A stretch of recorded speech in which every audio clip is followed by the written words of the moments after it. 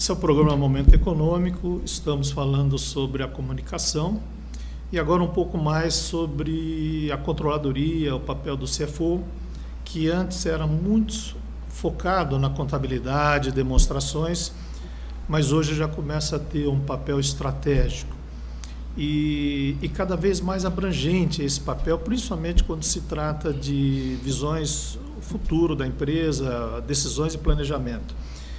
E nesse assunto a comunicação ela é relevante. E para falar sobre o assunto hoje nós estamos com o Otto Almeida, que é sócio de desenvolvimento de mercado da Deloitte. Lembrando que vocês podem fazer as suas perguntas pelo e-mail comunicação@nefac.com.br. Otto, antes da gente começar, como nós já temos algumas perguntas aqui, a primeira delas, que foi o Pedro que enviou, qual é o papel do CFO dentro das organizações na realidade atual? Olha, Leite, em primeiro lugar, muito obrigado por estar aqui novamente com você, né? Trocando essa ideia e esse bate-papo. Com relação ao internauta, a pergunta do internauta, dizia o seguinte: na realidade, a Deloitte fez um estudo bastante amplo sobre o papel do executivo financeiro dentro das organizações. E aí surgiu um resultado muito interessante, que são 4 pilares, que nós chamamos das 4 faces do CFO. O CFO pode ser um operador, pode ser um controlador, ele pode ser um estrategista ou ele pode ser também um catalisador. Na realidade, ele atua nas 4 faces. E essa atuação nas 4 faces depende do grau de maturidade que ele tem, do grau de maturidade das organizações, né? O executivo, de uma maneira geral, tem essas 4 faces. Quando o executivo que é recém-promovido a uma controladoria, ele tende a ser muito mais controlador e operador do que catalisador, aquele que faz a disseminação do conhecimento da organização, e estrategista. Com o passar do tempo, e o Brasil hoje tem, e eu reputo, eu reafirmo todas as palestras que faço, o executivo financeiro brasileiro é um dos melhores do mundo. Motivos claríssimos nós temos para isso, Leite. O primeiro é, nós vivemos em momentos de instabilidade na nossa economia terríveis, onde o executivo financeiro, quer seja o controller, quer seja o diretor financeiro, quer seja o CEO, foi chamado a atuar de forma muito assertiva para a sobrevivência das organizações. Taxa de juros muito elevada, inflação elevada, talvez muitos desses mais jovens não saibam que é inflação elevada. Então, a realidade dos fatos é, o executivo financeiro, ele realmente, brasileiro, ele é muito bem talhado. Do outro lado, talvez as organizações não sejam tão bem talhadas sob o ponto de vista de recursos para que esses executivos possam fazer o seu trabalho da melhor maneira possível. Então, eu acho que está tendo uma evolução muito significativa na relação executivo-financeiro e organizações no Brasil, quando olhado o executivo financeiro como aquele que propaga conhecimento e ajuda na estratégia da organização. Tem uma outra pergunta, mas você já respondeu dentro da primeira, que é as empresas estão focando mais no desenvolvimento do CFO. Você acabou comentando, eu também concordo. Com relação à criatividade, né, do executivo de finanças, isso é reconhecido mundial e a gente, quando está fora do Brasil, ouve. Infelizmente, às vezes, de uma forma até negativa, porque todo esse episódio da Lava Jato, aí, isso transitou na área financeira e passou. Né? Voltando às informações financeiras de uma forma mais estruturada, a gente nota que hoje é um elemento de alavancagem para tomada de decisões muito mais intensa do que era antigamente. Como você vê isso e como você vê essa comunicação e essa mudança que houve, até a tecnologia proporcionou isso? Na realidade, o ambiente regulatório no Brasil, no mundo, e que também o Brasil acaba sendo puxado para esse ambiente, se nós olharmos no Brasil, a atuação das grandes empresas globais, eu diria a grande maioria das empresas globais atuam no Brasil. Então, são empresas que precisam seguir regras e regulamentação muito específica. Os grandes bancos também têm regras e regulamentações específicas. A CVM tem atuado, o IBRACON, a ANEFAC, todos os órgãos têm trabalhado muito fortemente no sentido de que os aspectos regulatórios precisam ser seguidos cada vez mais, com mais energia, com mais força dentro das organizações. Isso melhora a qualidade da informação. A possibilidade de tomar recursos em instituições financeiras cada vez mais passaram a ser exigidos balanços auditados, números mais consistentes. Isso faz com que a qualidade da informação, e requer também do executivo financeiro um nível de qualificação muito melhor, para que ele possa prover a organização com esse conhecimento e fazer com que as informações também tenham qualidade. Por outro lado, os executivos financeiros estatutários passaram a responder com seus bens pessoais sobre aquilo que é a exposição de informação ao mercado. O executivo financeiro é aquele que vai ao mercado conversar com os principais players do mercado. Ele coloca o rosto dele dentro do ambiente, é a credibilidade dele em relação ao mercado. Isso muda completamente o cenário e faz com que o executivo precise evoluir, né? E, consequentemente, há uma puxada geral. Não são todas as empresas que isso está acontecendo, óbvio, mas nós já temos um conjunto de empresas bastante significativo, tanto grandes como de pequenas e médias empresas, que já olham para isso como um fator de diferenciação, né? É uma realidade, né? A gente que já não vou nem falar a quantidade de anos que está aqui na mesa. Está um bom tempo andando nesse meio, principalmente contábil, né? Nunca os executivos de finanças estiveram em tanta evidência e em comunicação como hoje. 20 anos atrás, as empresas não sabiam nem quem era o nome do contador. Hoje já aparece. Nesse aspecto, tirando o conhecimento técnico, lógico, a formação e tudo mais que ele precisa ter para fazer o trabalho. Tirando isso daí, o que você considera de desafios e tendências para um CFO relacionado a essa comunicação? Como é que você pontua isso? Eu acho que nós temos que considerar alguns cenários, né? O primeiro, o CFO ele tem um desafio enorme de entender um ambiente geopolítico. O que acontece no mundo, o que acontece no seu país, para que ele possa contribuir claramente na estratégia da organização.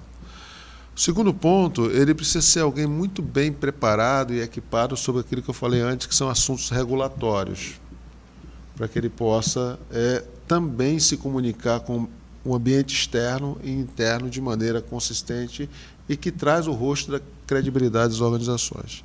Um outro desafio que o CFO tem é preparar o seu grupo interno, né, para que dê a ele, não adianta nós temos um CFO brilhante, mas a estrutura que o apoia, ele simplesmente não consegue dar vazão àquilo que é requerido dele dentro da organização.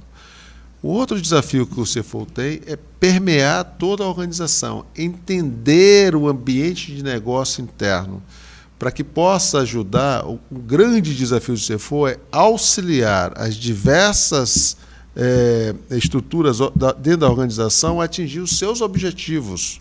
Para isso ele teria que circular muito dentro da empresa. Então, hoje um CFO ele é chamado na área de produção para entender, né, a produção da organização e como é que ele pode contribuir. Ele é chamado numa área de inovação para entender o que é inovação para a organização e como é que ele pode captar recursos para que essa inovação possa acontecer.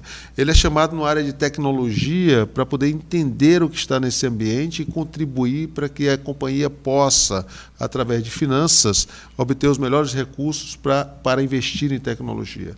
E assim sucessivamente. Na área capital, na área de recursos humanos, que é uma área tão interessante, rica, o maior custo, depois de salário das organizações, é custo com saúde. Então, o CFO hoje é chamado a participar, sob o ponto de vista financeiro, com análises preditivas, de como é que ele pode ajudar a diminuir esse custo dentro das organizações. Então, ele tem uma capilaridade e um desafio enorme, porque se ele ficar sentado, esperando que a informação venha até ele, e ele simplesmente vai compilar esses dados e devolver, ele deixou de ser útil para a organização. Ele não está contribuindo com o potencial que a área de finanças tem para a organização. Dentro ainda, né, comunicação do CFO, nós sabemos que o ano que vem os trabalhos da auditoria externa, dos auditores independentes, ele vai mudar um pouquinho e ele vai ser um pouco mais abrangente, onde o auditor vai circular mais pela empresa. E a comunicação do CFO com a auditoria, fazendo uma pausa. Nos Estados Unidos, o contador eles chamam de CPA, e o CPA tem um poder e uma credibilidade perante a Receita fabulosa. Quando ele diz uma coisa, a credibilidade dele é grande.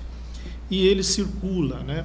E ouvindo de um CPA nos Estados Unidos, que por acaso é um brasileiro que está lá há uns 30 anos, mas é brasileiro e corintiano ainda.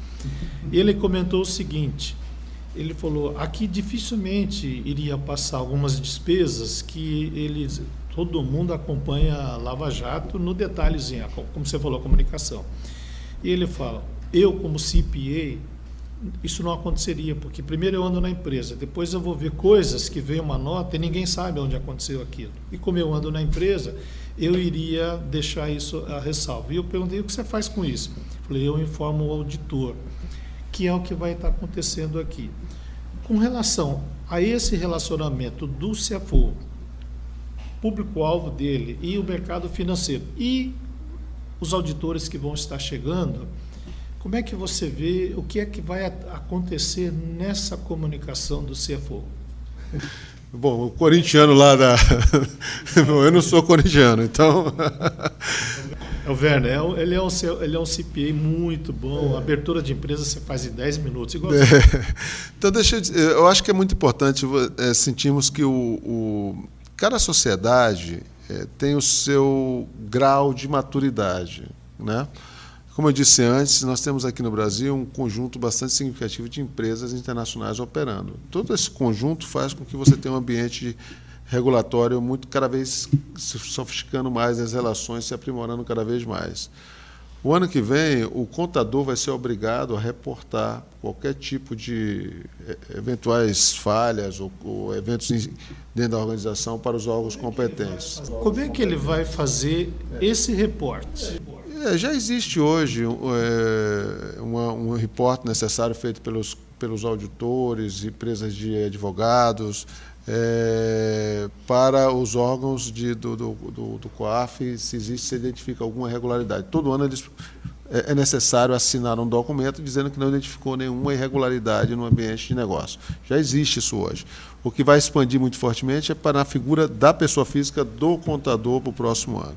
Que hoje eles têm receio do desemprego, de ser demitido ou de ter algum tipo de punição Perfeito. jurídica. O que eu entendo é que, primeiro, é que nós temos que fazer um treinamento muito forte para explicar claramente para os contadores qual é o seu nível de responsabilidade, mesmo porque no Brasil nós temos milhares de empresas operando.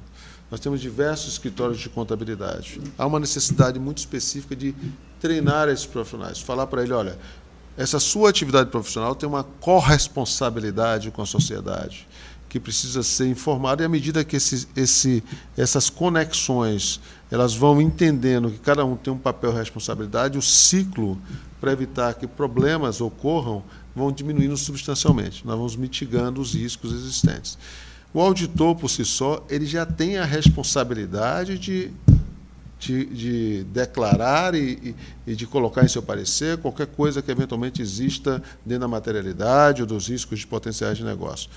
O contador, sendo obrigado a também fazer esse procedimento, e o executivo financeiro cada vez mais sendo chamado à responsabilidade estatutariamente, faz com que esse ciclo, esse ambiente onde as informações são produzidas, sejam cada vez mais confiáveis para o mercado, porque é o que interessa para o mercado. Nós somos, na realidade, os auditores, o executivo financeiro, o contador, na realidade são, eu não diria a palavra, não tem a ver com xerife, mas são as pessoas que dão credibilidade para quem está do outro lado poder fazer um investimento, poder emprestar um recurso, poder fazer uma transação comercial. Não é? E é muito importante, toda vez que acontece um evento dentro do ambiente, não é só no Brasil, mas no mundo, temos diversos exemplos de problemas de natureza técnica que ocorrem, né? Isso cada vez mais faz com que o regulador e os órgãos apropriados elevem a barra da segurança para que a gente aprimore os controles internos das organizações e, consequentemente, as informações são disponibilizadas ao mercado. Olha, Otto, estamos já chegando aqui nos finalmente. Eu tenho só um pedido e um desejo, né? E ainda mais você que atua e está na Deloitte e atua na área de comunicação, é que além da comunicação, como você falou, do CFO com o seu público interno, né, eu digo sempre portão para dentro, ele está bem antenado naquilo que é quando ele vai portão para fora, quando ele manda informações para o mercado. E principalmente no próximo ano, como ele vai se comunicar e deve se comunicar com as empresas de auditoria no momento em que ele vê, ele pode não ter certeza, mas ele achou alguma coisa estranha, né? A gente ouve um exemplo lá fora que eu vou repetir. Alguém dá uma palestra de 26 minutos e cobra $300 mil por essa palestra e ninguém assistiu à palestra. Isso são coisas que ele poderia passar para o auditor. Mas isso, enfim, vamos aguardar o próximo ano. Otto, obrigado. A ANEFAC agradece e queremos ressaltar que nós temos uma série de eventos. Entre no nosso site www.anefac.com.br. Obrigado a todos e até a próxima semana.